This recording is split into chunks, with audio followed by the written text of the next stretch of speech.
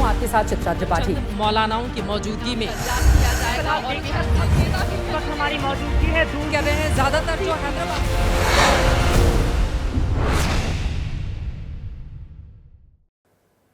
Orient bell tiles studio से आप देख रहे हैं एबीपी न्यूज। नमस्कार, एबीपी न्यूज पर आप सभी दर्शकों का बहुत बहुत स्वागत है। मैं हूं आपके साथ चित्रा त्रिपाठी। आप रात 9 बजे का लोकप्रिय टीवी शो जनहित देखना शुरू कर चुके हैं। अपने रिमोट को साइड में रख दें, क्योंकि अगले 1 घंटे तक आज हम आपको जो बताने वाले हैं उसके बारे में जानना समझना एक जागरूक दर्शक होने के नाते बेहद जरूरी है। जनहित की शुरुआत उस आपदा से जो आप पर आज सुबह सुबह आई है।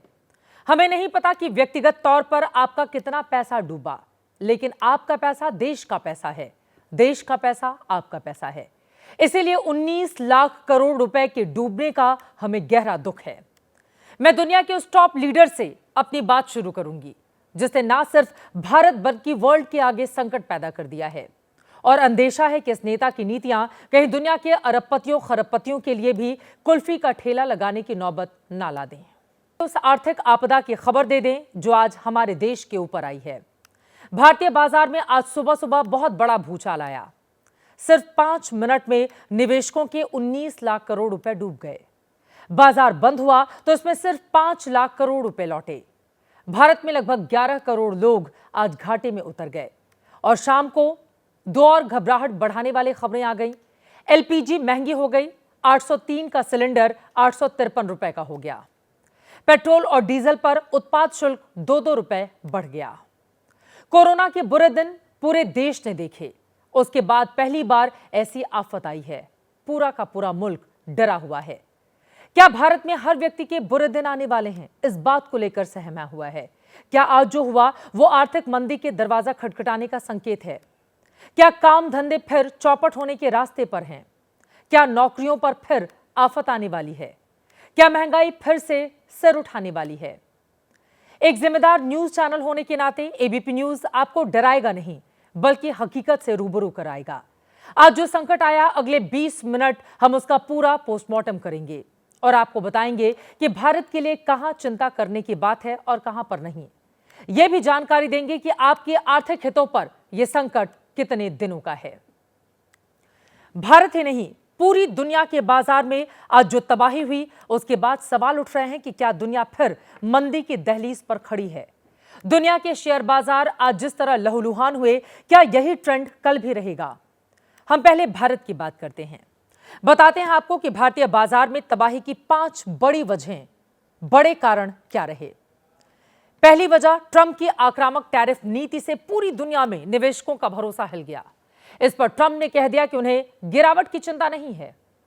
दूसरी वजह, ट्रंप ने दुनिया के 180 देशों पर टैरिफ बम फोड़ा। उससे अनिश्चितता बन गई। बाजार ट्रंप के टैरिफ के असर का अंदाजा नहीं लगा पाया। तीसरी वजह, ट्रंप सरकार की आक्रामक टैरिफ नीति ने महंगाई बढ़ने का खतरा बढ़ा दिया। कंपनियां अपनी आमदनी घटने से डर गईं और पीछे हट गईं।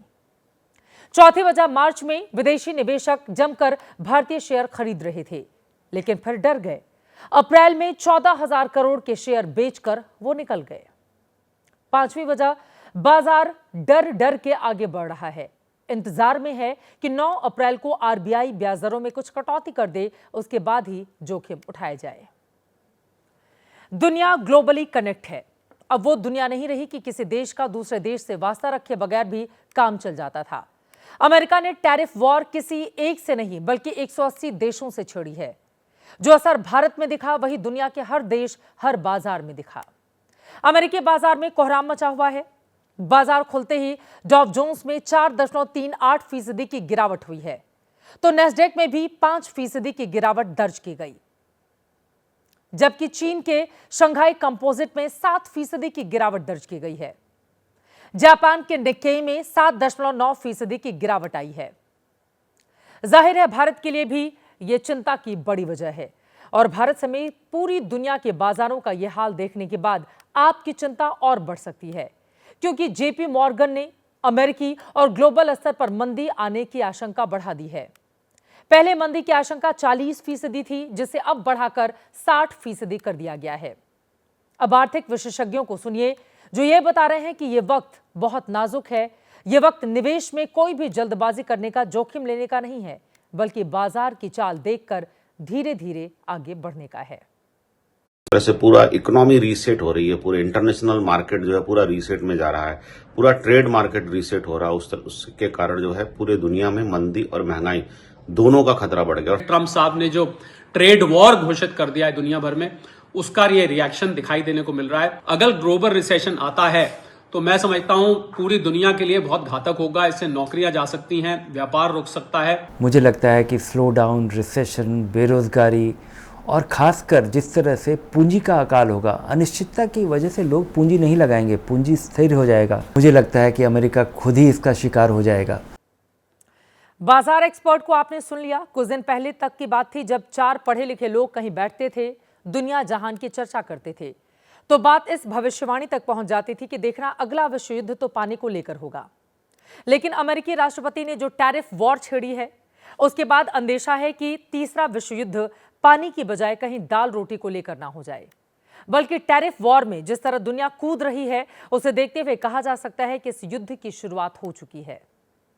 ट्रंप ने अमेरिका के बिजनेस और उसके प्रॉफिट को सबसे ऊपर रखकर जो ट्रेंड शुरू किया है, दुनिया भी उसी भाषा में जवाब दे रही है।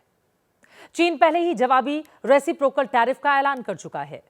ब्रिटेन और सिंगापुर भी ईंट का जवाब पत्थर से देने के मूड में हैं। यूरोप के देश भी ट्रंप की टैरिफ पॉलिसी के खिलाफ क्लब बना रहे हैं और अपने अपने प्रॉफिट की इस वर्ल्ड वॉर के बीच खुद अमेरिका में भी दाल रोटी का गृहयुद्ध छिड़ सकता है। यह शब्द मैं यूं ही इस्तेमाल नहीं कर रही, बल्कि कल अमेरिका से जो तस्वीरें सामने आई, जिस तरह अमेरिकन सड़क पर उतरे, वो खुद इस बात का इशारा दे रहे हैं।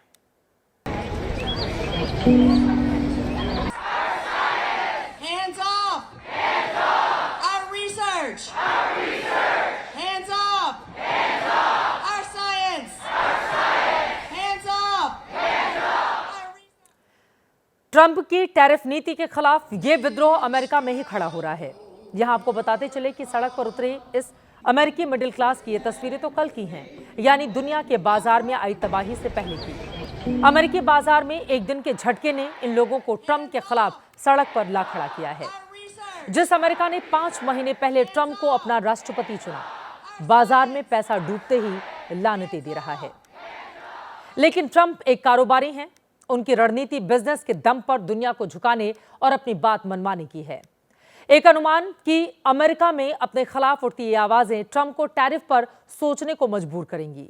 लेकिन आज पूरी दुनिया के बाजारों को इसलिए भी झटका लगा जब ट्रंप ने कह दिया कि वो नहीं झुकेंगे और टैरिफ एक कड़वी दवा है।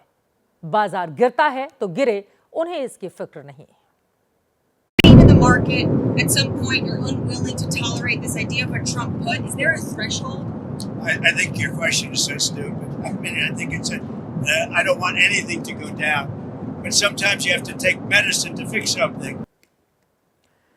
डोनाल्ड ट्रंप ने यह भी साफ कर दिया कि जब तक दूसरे देश टैरिफ को लेकर नहीं झुकते, यानी अमेरिका के साथ एक्सपोर्ट इंपोर्ट को बराबरी पर लेकर नहीं आते, तब तक टैरिफ पर कोई डील नहीं होगी।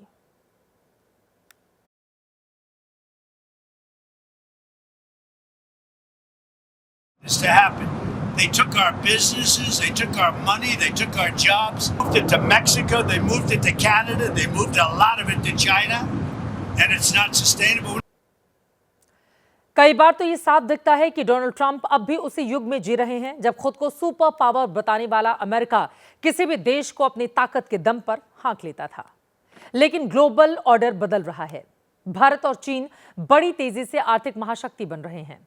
बड़ी बात यह है कि यह बात ट्रंप को आखिर क्यों नहीं समझ आ रही। लेकिन भारत की चिंता भारत है, ना कि अमेरिका और ना ही राष्ट्रपति ट्रंप। मंदी की जो आशंका जताई जा रही है उसमें कितना दम है, इसकी बात हम आगे करेंगे। उससे पहले आपको यह बताना जरूरी है कि इस टैरिफ वॉर का भारत के किन सेक्टर पर असर पड़ सकता है। ग्लोबल फाइनेंशियल कंपनी डेलॉयट के मुताबिक भारत में सिर्फ 5 ही ऐसे उद्योग क्षेत्र हैं जिन पर टैरिफ वॉर की आंच आ सकती है। पहला बड़ा असर भारत की टेक्सटाइल इंडस्ट्री पर पड़ सकता है। भारत ने पिछले साल अमेरिका को $8 बिलियन के कपड़े निर्यात किए थे। टैरिफ बढ़ने के बाद इसमें प्रतिस्पर्धा बढ़ सकती है। कपड़ा निर्यात में चीन और बांग्लादेश पहले से भारत की चुनौती हैं। दूसरा, आईटी और इलेक्ट्रॉनिक इंडस्ट्री पर दिख सकता है। आईटी जॉब कॉन्ट्रैक्ट में कमी आई तो इसका सीधा असर आईटी प्रोफेशनल्स के जॉब पर पड़ सकता है, रोजगार के अवसर घट सकते हैं। तीसरा असर ऑटोमोबाइल सेक्टर पर पड़ सकता है। देश की कार निर्माता कंपनियों की प्रीमियम कारें अमेरिका में बेचना कठिन हो सकता है। ऑटो पार्ट्स का निर्यात होता है, उसमें भी कमी आ सकती है। चौथा बड़ा असर कृषि निर्यात पर दिख सकता है। अमेरिका में भारत की मछली, तेल और चावल की खासी मांग रही है। टैरिफ बढ़ने से ये अमेरिका में महंगे हो सकते हैं, डिमांड घट सकती है। पांचवा असर फार्मा सेक्टर पर दिख सकता है। हालांकि फार्मा कंपनियों को ट्रंप ने टैरिफ से दूर रखा है, लेकिन अमेरिका आगे फार्मा पर टैरिफ ना बढ़ाए, इसे लेकर अनिश्चितता बनी हुई है। अब आपको बताते हैं कि टैरिफ वॉर से पैदा हुआ ये सारा लक्षण जो आपने देखा, क्या ये मंदी आने की निशानी है? जी नहीं, मंदी आने की आशंका से एक्सपर्ट इनकार नहीं कर रहे, लेकिन ये जरूर बता रहे हैं कि मंदी अगर आई तो शुरुआत अमेरिका से होगी। जिसने झगड़ा शुरू किया पहले वही भुगतेगा। अमेरिकी टैरिफ का भारत पर क्या असर पड़ेगा, ये बताने से पहले आपको भारत और अमेरिका के कारोबारी रिश्तों का आंकड़ा देते हैं। भारत ने साल 2023-24 में अमेरिका को 6.41 लाख करोड़ का निर्यात किया था, जो भारत के कुल निर्यात का 17.73% था। जबकि भारत ने अमेरिका से 3.49 लाख करोड़ का आयात किया था, जो भारत के कुल आयात का 6.22% था। भारत और अमेरिका में कुल व्यापार 9.9 लाख करोड़ का था, जो भारत के कुल व्यापार का 10.73% था, और इसमें ट्रेड बैलेंस 2.9 लाख करोड़ रुपए का था। जानकारों की माने तो अमेरिकी टैरिफ का भारत पर बहुत असर नहीं पड़ेगा, क्योंकि भारत के पास बड़ी अर्थव्यवस्था के साथ सबसे बड़ी आबादी है। अपनी जरूरत का हिस्सा भारत देश में ही खपा सकता है। गिरावट का सबसे बुरा असर भारत में आम निवेशकों को पड़ा है, क्योंकि पिछले कुछ दिनों से जब से डिजिटल इंडिया हो गया तो शेयर मार्केट से सबसे अधिक युवा और रिटेल निवेशक जुड़े हैं, और युवा और रिटेल निवेशक के जुड़ने के कारण इस हाहाकार से जो लोग इस शेयर मार्केट में अपने शेयर को बेच के जा रहे हैं, उनका लॉस बुक हो जा रहा है। तो उसमें उनसे यही सलाह है कि अगर आपने शेयर खरीदा है और ये शेयर बेचने की अभी जरूरत नहीं है, और ये चूंकि फंडामेंटल अभी कोई मायने नहीं रख रहा है, सेंटिमेंट्स पे ही सारी चीजें हो रही हैं, तो जितने दिन तक आप अपने शेयर को होल्ड कर सकते हैं उतने दिन तक आप अपने शेयर को होल्ड करिए। जानकारों की माने तो देर सबेर मंदी अगर आती भी है तो देसी खपत ज्यादा होने से भारत पर इसका असर ना के बराबर होगा। बाजार के जानकार भारत को जो दिलासा दे रहे हैं, यही भविष्यवाणी आरबीआई के पूर्व गवर्नर रघुराम राजन ने भी की है। राजन ने कहा है कि ट्रंप टैरिफ अमेरिका के लिए आत्मघाती हो सकता है, जबकि भारत के लिए इसका प्रभाव बहुत कम दिखेगा। कम असर की वजह यह है कि भारत कम निर्यात करता है। इन दावों को इसलिए भी दमदार मान सकते हैं क्योंकि 2007 की वैश्विक मंदी के वक्त भी भारत ने कई बड़े कदम उठाए थे। तब दुनिया के दूसरे देशों की जीडीपी बुरी तरह प्रभावित होकर माइनस में भी चली गई थी, लेकिन भारत की जीडीपी तब भी 4% रही थी। अब सवाल उठता है कि क्या ट्रंप टैरिफ से घबराना चाहिए या फिर नहीं चाहिए। हम आपको ट्रंप का ताजा जवाब भी सुनवाएंगे, अमेरिका के विदेशी प्रवक्ता का बयान सुनाएंगे, लेकिन उसके पहले आप ये भी देखें कि आज बाजार के गिरते पेट्रोल डीजल पर उत्पाद शुल्क बढ़ने और एलपीजी महंगी होने के बाद राजनीति कहां तक जा पहुंची है। विपक्ष लगातार आरोप लगा रहे हैं कि टैरिफ पर भारत सरकार अमेरिका को उस आक्रामकता के साथ जवाब नहीं दे रही जिस तरह से चीन और दूसरे देश दे रहे हैं। यह मुद्दा लोकसभा में भी उठा था। विपक्ष ने इस पर प्रधानमंत्री से सदन में आकर बयान देने की मांग की थी। आज बिहार दौरे पर नेता प्रतिपक्ष राहुल गांधी ने फिर आरोप लगाए। वहीं पेट्रोल डीजल पर उत्पाद शुल्क बढ़ने पर सरकार ने कहा कि कंपनियां इसका बोझ देश के आम आदमी पर नहीं आने देंगी। आपने देखा होगा अमेरिका के राष्ट्रपति ने स्टॉक मार्केट की धज्जियां उड़ा दी हैं, देखा होगा। From the Ministry of Finance saying that the excise rates are going up by 2 rupees on petrol and diesel. Let me clarify up front on the record. We've already issued a clarification from the ministry. This will not be passed on to the consumer. तो tariff war ने पूरी दुनिया में उठापटक मचा दी है, लेकिन इसके बाद भी ट्रंप का ताजा जवाब क्या है, अब वो भी देखिए। ट्रंप का एक बयान हम आपको सुना चुके हैं, जिसमें उन्होंने कहा कि बाजार कितना भी गिरता रहे, इससे उन्हें कोई फर्क नहीं पड़ता। अब ट्रंप ने अपने सोशल हैंडल पर नया बयान दिया है। इसमें उन्होंने लिखा है, दरें गिर रही हैं, तेल की कीमतें गिर रही हैं, डी रेगुलेशन में ढील दी जा रही है। राष्ट्रपति ट्रंप झुकने वाले नहीं हैं। और अब आप भारत से कारोबारी रिश्तों को लेकर अमेरिकी विदेश विभाग की प्रवक्ता मार्गरेट मैकलॉयड को भी सुने, जिनसे आज एबीपी न्यूज ने खास बातचीत की। अमेरिकी विदेश प्रवक्ता ने यह कहा, जिसका सार था कि दोस्ती अपनी जगह है, लेकिन अमेरिका को अपना हित भी आकर देखना ही पड़ेगा। हालांकि अमेरिकी प्रवक्ता की बातों में भारत को लेकर टैरिफ की समीक्षा का भी इशारा दिखा। इंडिया एक मित्र देश है, लेकिन बात यह है कि राष्ट्रपति ट्रंप ने कहा कि हम वैसे व्यापार बढ़ाना चाहते हैं। सो हमारी उम्मीद है कि ये रेसिप्रोकल टैरिफ पॉलिसी की वजह से हमारे व्यापार में संतुलन मिलकर बढ़ जाएगा। हमारी उम्मीद है कि इस चर्चा में बहस सोच समझकर एक दूसरे के दृष्टिकोण के बारे में बात करके और सहमत मिलेंगे। डोनाल्ड ट्रंप हाल ही में 3 बार बोल चुके हैं कि भारत उन पर ज्यादा टैरिफ लगाता है, इसीलिए वो भी लगा रहे हैं।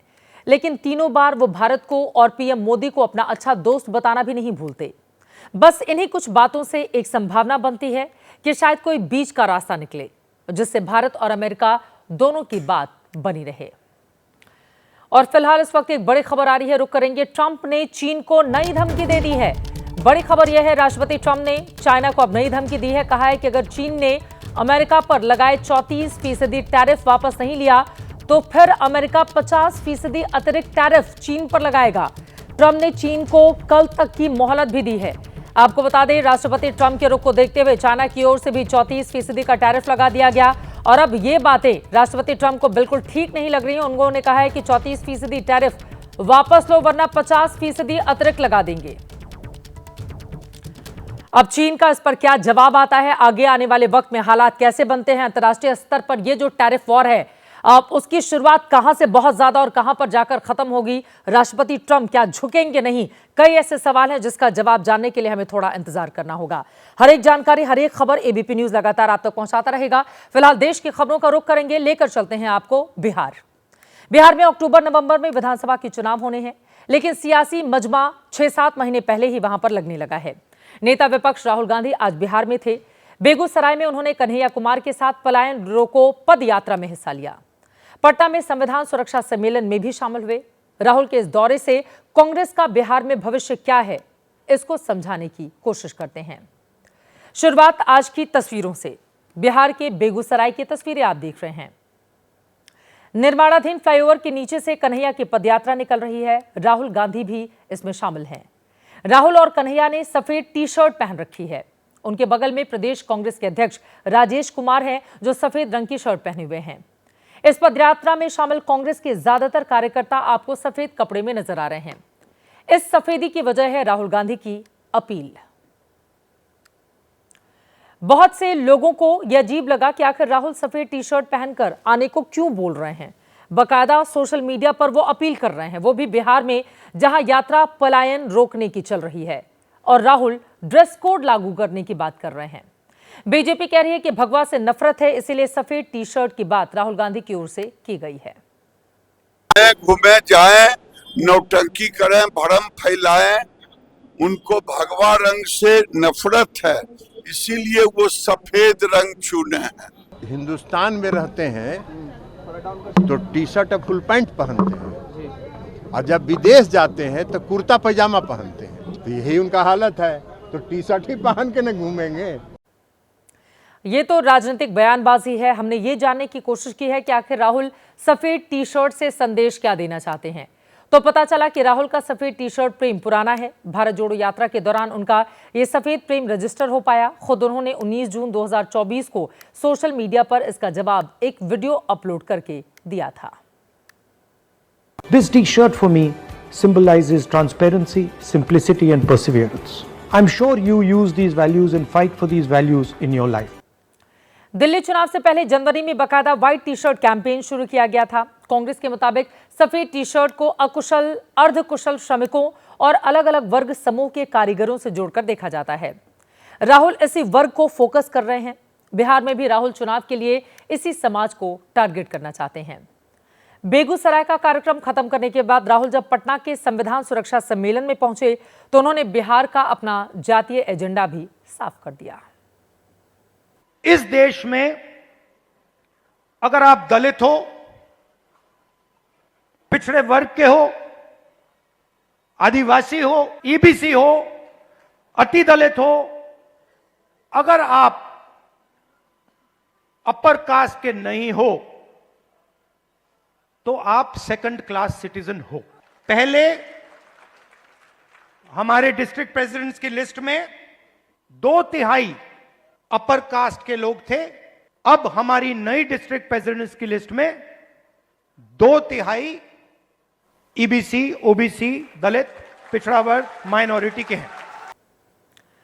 राहुल गांधी बिहार में पिछड़े और दलितों की बात कर रहे हैं। इसी रणनीति के तहत पिछले महीने रविदास समाज के राजेश कुमार को पार्टी का प्रदेश अध्यक्ष बनाया और दलित वोटरों को साधने की कोशिश शुरू की।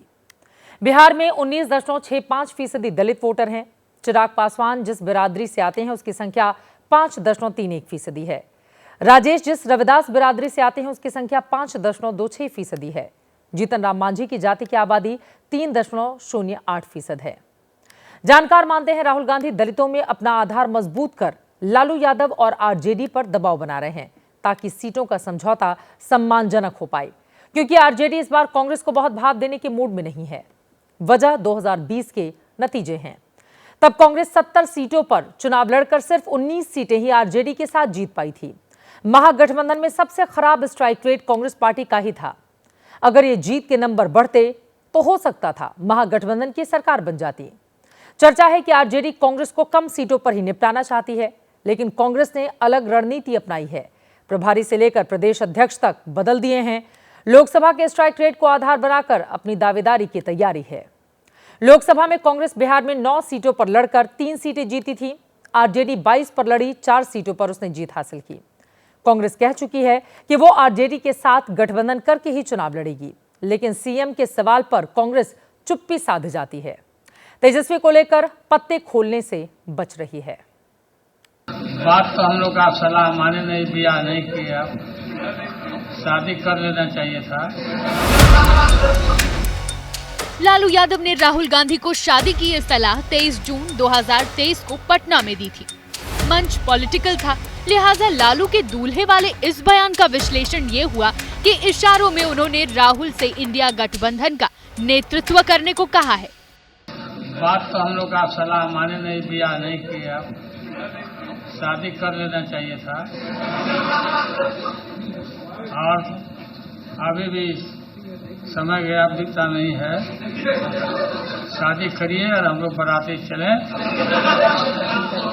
और शादी करिए, बात मानिए। इस बात को 2 साल होने को है। अब बारी बिहार की। लालू अपने बेटे तेजस्वी यादव को गठबंधन का बिहार में दूल्हा घोषित कर चुके हैं, लेकिन राहुल की पार्टी तेजस्वी के सियासी दूल्हा बनने पर वीटो लगा रही है। पदयात्रा के दौरान कन्हैया ने तेजस्वी के सवाल पर जवाब नहीं दिया है। तेजस्वी को सीएम कैंडिडेट मानते हैं महागठबंधन का सर? या सामूहिक अभी चुनाव नहीं हो रहा है, अभी तो हम लोग पलायन की बात कर रहे हैं। कन्हैया से एबीपी न्यूज सवाल पूछता रहा, लेकिन कन्हैया गोल मोल घुमाते रहे। तेजस्वी की सीएम दावेदारी पर पिछले महीने बिहार कांग्रेस के प्रभारी कृष्ण अल्लावरू ने भी कहा था कि जब समय आएगा तब तय करेंगे।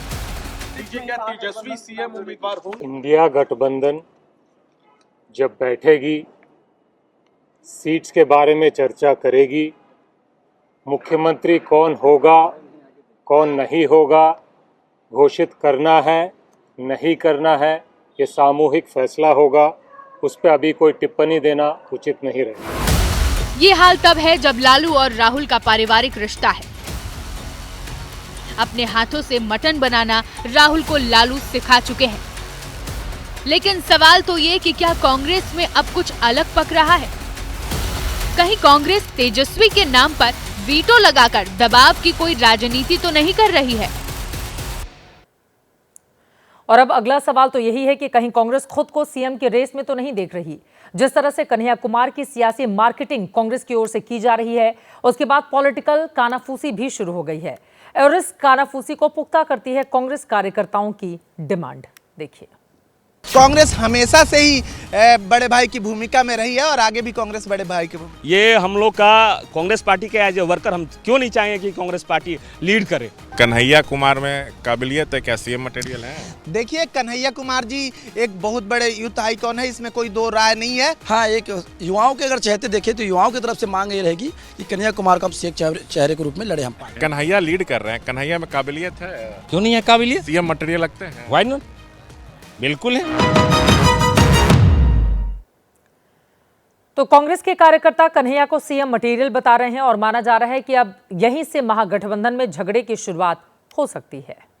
कांग्रेस पार्टी और महागठबंधन और राष्ट्रीय जनता दल में एका नहीं है। एका इसलिए नहीं है कि किसी भी एक विषय पर इन दोनों दलों में रजामंदी नहीं है। 2025 बिहार विधानसभा चुनाव में इंडिया गठबंधन महागठबंधन में मुख्यमंत्री का चेहरा है, इसमें किसी को भी कोई कंफ्यूजन नहीं होना चाहिए। इंडिया गठबंधन में महागठबंधन में शामिल दल हैं, सब लोग इस बात को मानते हैं, सब दलों के शीर्ष नेतृत्व की इस पर सहमति है।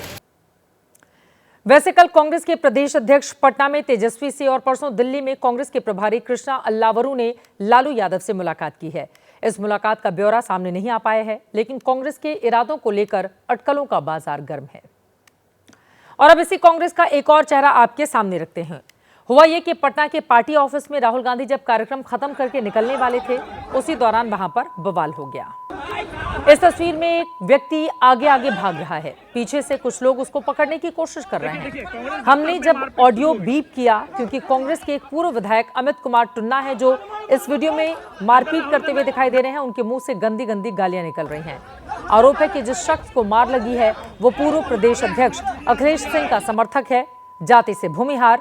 जिसने पिटाई की है वो टुन्ना राजपूत जाति के हैं। रवि रंजन नाम के जिस शख्स की पिटाई हुई है, उसने आरोप लगाया है कि भूमिहार होने की वजह से उन्हें पीटा गया है। विवाद का असली कारण तो सामने नहीं आया है। फिलहाल राहुल की मौजूदगी में हुए बवाल का वीडियो वायरल है। कांग्रेस में गुटबाजी का नया विवाद इसी के साथ खड़ा हो सकता है।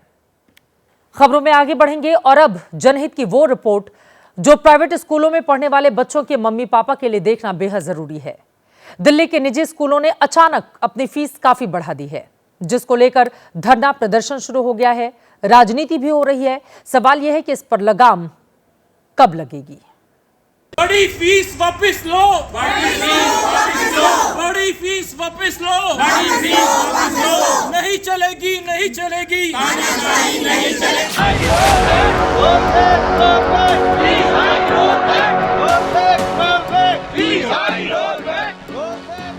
ये दिल्ली के किसी एक स्कूल की कहानी नहीं है, हर प्राइवेट स्कूल की ऐसी ही मनमानी है।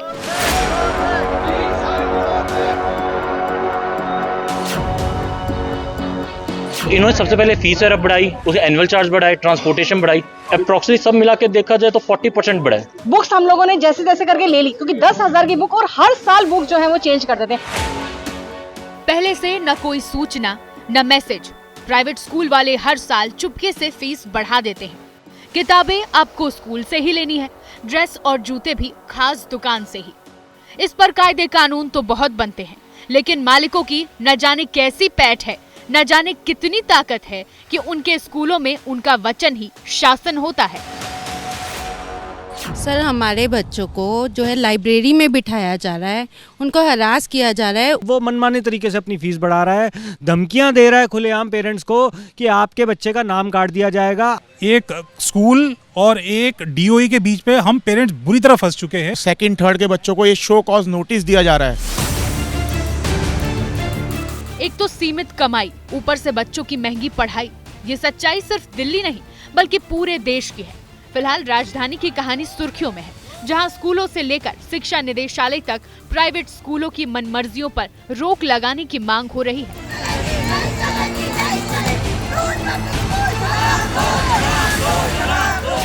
स्कूलों के मालिक तो शायद खुद में ही सरकार है, लेकिन जो कल और आज की सरकार है वो तू मैं में उलझी हुई है। ऐसे में अब इंसाफ की गुहार लेकर दिल्ली वाले हाईकोर्ट की चौखट पर पहुंचे हैं।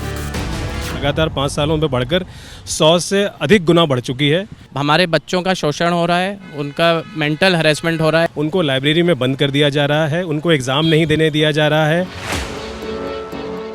ये तो हुई बच्चों के माता पिता के मन की बात।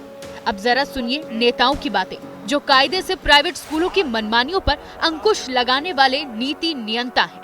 भारतीय जनता पार्टी की सरकार जिस दिन से दिल्ली में बनी है, प्राइवेट स्कूलों की फीस दो गुना होने लगी। 40-50% हर एक स्कूल ने फीस बढ़ा दी है। प्राइवेट स्कूलों के साथ मिलके बीजेपी की सरकार खुलेआम करप्शन कर रही है। जिसका मन आता था उसको फीस बढ़ाने की इजाजत देते थे। अंडर द टेबल कौन कौन लेता था, इसकी जांच हम करवाएंगे। मैं आपके रिकॉर्ड पर बता रहा हूं, हम किसी भी तरह की अनैतिक बढ़ोतरी नहीं होने देंगे। आम आदमी पार्टी रेखा सरकार को दिल्ली पर विपदा बता रही है, तो बीजेपी प्राइवेट स्कूलों की अराजकता के लिए पिछली सरकार को जिम्मेदार ठहरा रही है। लेकिन राजनीति की इस चक्की में पिस रहे हैं आम दिल्ली वाले। नहीं चलेगी, नहीं चलेगी, नहीं चलेगी। दिल्ली सरकार के मुताबिक देश की राजधानी में 1677 प्राइवेट स्कूल हैं। इनमें से करीब 350 सरकारी जमीन पर बने हैं, जो सरकार से बिना मंजूरी के फीस नहीं बढ़ा सकते। ऐसे में अब इन पर सख्ती की भी तैयारी है। इसके लिए हर एसडीएम को प्राइवेट स्कूलों की जांच का आदेश दिया गया है। नियमों की अनदेखी करने वालों पर दिल्ली स्कूल शिक्षा अधिनियम 1973 के तहत निलंबन, मान्यता रद्द करने और सरकारी अधिग्रहण की कार्रवाई भी हो सकती है। दिल्ली के हर एक प्राइवेट स्कूल के ऑडिट का भी फैसला लिया गया है। आर्थिक रूप से कमजोर छात्रों की मदद के लिए नोडल ऑफिसर नियुक्त किया गया है।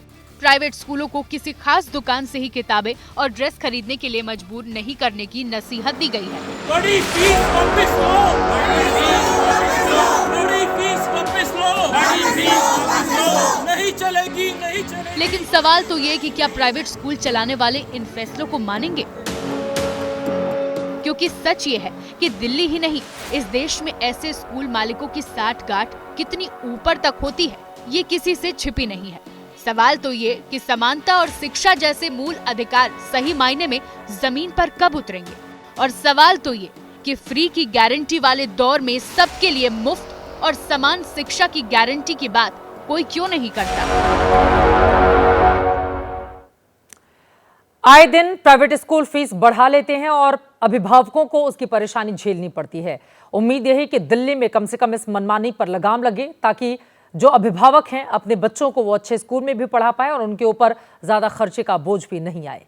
आगे बढ़ते हुए बात अब राजनीतिक दलों को मिले दान की कर लेते हैं, जिसका सालाना हिसाब किताब एसोसिएशन फॉर डेमोक्रेटिक रिफॉर्म्स ने जारी किया है।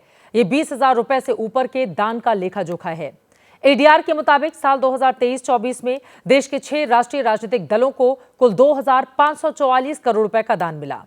सबसे ज्यादा बीजेपी को करीब 2,344 करोड़ की दान राशि मिली, तो दूसरे नंबर पर कांग्रेस रही, जिसे दान के रूप में 281.5 करोड़ रुपए मिले हैं। आम आदमी पार्टी को करीब 11 करोड़ रुपए का दान मिला, तो सीपीआईएम को दान में करीब 7.5 करोड़ रुपए मिले हैं, जबकि एनपीपी को करीब 15 लाख रुपए का दान मिला। बीएसपी के मुताबिक उसे 20,000 रुपए से ज्यादा का कोई दान नहीं मिला है। और अब आज का जनहित मंत्र। सच्ची मित्रता दुनिया के सबसे बड़े वरदानों में से एक है, लेकिन दोस्त हमेशा सावधानी से चुनें। सच्चा मित्र वो है जो राह दिखाए, राह बनाए, ना कि राह से भटका दे।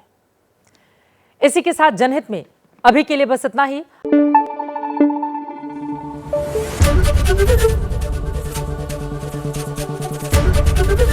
एबीपी न्यूज आपको रखे आगे।